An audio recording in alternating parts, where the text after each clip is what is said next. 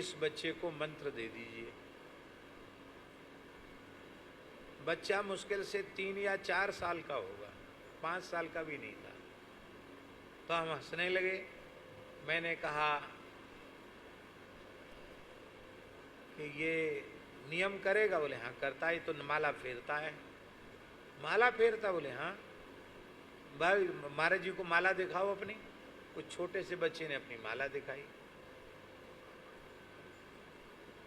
तो माला देख के पता चल जाता है कि फिरी हुई माला है कि बिना फिरी माला है। तो माला देखी तो हमने कहा तुम्हारी माला? बोले हाँ। तो हमने कहा क्या जपते हो? तो छोटा बच्चा बोला हले लाम लाम लाम हले हले, हले कृष्ण कृष्ण कृष्ण हले हले। तोतले बोलते हैं ना छोटे बच्चे।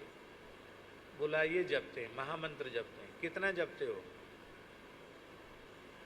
बोला 8 माला सवेरे जपते हैं, 8 माला शाम को जपते हैं, 16 माला। 3-4 साल का बच्चा।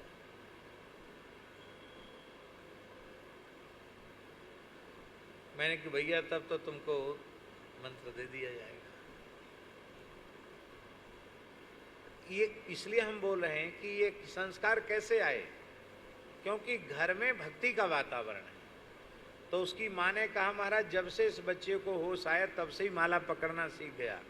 किसी को सिखाना नहीं पड़ा कि माला कैसे जपी जाती है, माला पकड़ना सीख गया।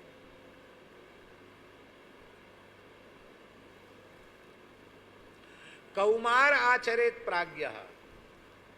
कुमारावस्था भक्ति के लिए सबसे श्रेष्ठ इसलिए है कि उस समय कोई विकार नहीं होता है, और उस समय जब निर्मल चित्त निर्विकार चित्त होता है, उस समय जो भक्ति के संस्कार, उनकी जो छाप अंतःकरण पर पड़ती है वो जीवन में कभी मिटती नहीं है।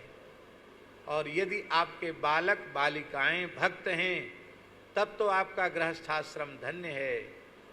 और यदि कहीं बालक ही आपके घर में राक्षस पैदा हो गए तो मरने के बाद नरक जाने की जरूरत नहीं है, जीते जी घर ही नरक बन जाएगा।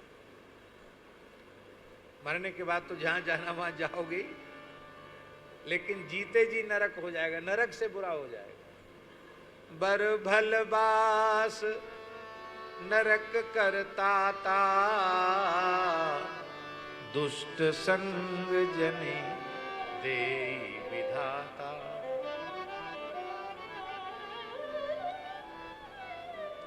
हमारी प्रार्थना है, आप सब सदगृहस्थों से हाथ जोड़कर यह प्रार्थना है, इतना पवित्र वातावरण आप अपने घर का बनाओ कि आपको सत्संग करने के लिए अयोध्या वृंदावन चित्रकूट जाने की जरूरत न पड़े, आपको अपने घर में ही सत्संग मिलने लग जाए। घर में सत्संग का वातावरण नहीं, बाहर जाके सत्संग करके आए, 10-5 दिन का सत्संग और पूरे साल का कुसंग, 24 घंटे का कुसंग, वो कहाँ तक काम करेगा सत्संग। इसलिए घर का ही ऐसा वातावरण बनाओ कि घर में अहर्निश सत्संग का वातावरण हो। घर में ठाकुर जी विराजमान करो, प्रातःकाल भगवान की मंगला श्रृंगार आरती, शाम को संध्या शयन आरती, सब लोग घर के ठाकुर जी को लाड़ लड़ावें।